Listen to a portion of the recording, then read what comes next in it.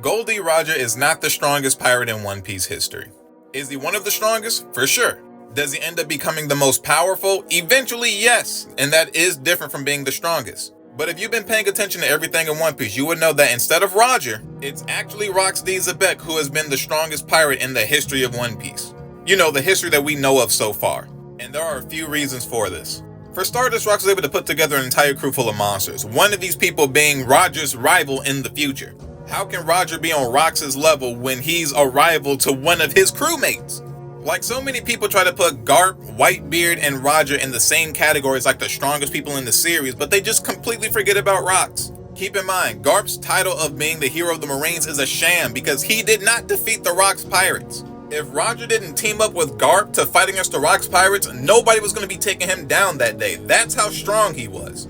What Rox was for the previous generation is like what Kaido was for, Luffy's generation. They're the strongest dude on the map, and in order to beat them, you gotta team up with other top tiers to take him down, cause ain't none of y'all doing it by yourself.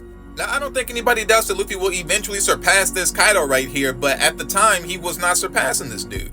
Same way it could be the case that Roger eventually surpasses Rox, way down in the future when he becomes, king of the pirates. But during this time of his life, hell no, him and Garp, nowhere near that man's level. In that regard, Rox is easily the strongest pirate in the series. You guys gotta stop looking at Garp as like the pinnacle of power in this world, because he's not. And one of the things that has a lot of people thinking this is because Kaido said that look at Roger, he had no fruit power, but he still brought the world to his knees. Such hurdles can only be overcome with haki. But you cannot take what Kaido is saying here for face value because he's wrong on two fronts. On the first front, while haki is still amazing, alone it cannot conquer everything.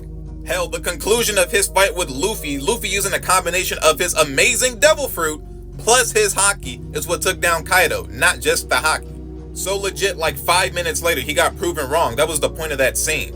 And the second front that Kaido was wrong is that he did not understand what made Roger truly powerful. Because while his haki is elite, alone with that haki, he was never going to make it to Laugh Tale. He needed the rest of his crewmates. He needed other allies that were on his level like Garp. And it's only after working together with all of these people was he able to create a scenario where he becomes king of the pirates and actually reach Laugh Tale. Because keep in mind, Luffy is like a younger version of what Roger is. So what makes Luffy really powerful is the same thing that made Roger really powerful.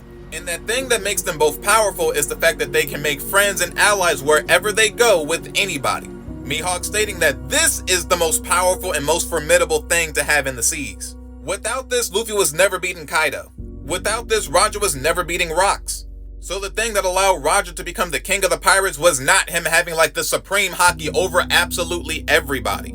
It was the fact that this man had a multitude of allies wherever he went, and thanks to those allies being by his side and on his level, he was able to beat Rox. Now, could he have eventually gotten the strongest haki during his time? For sure.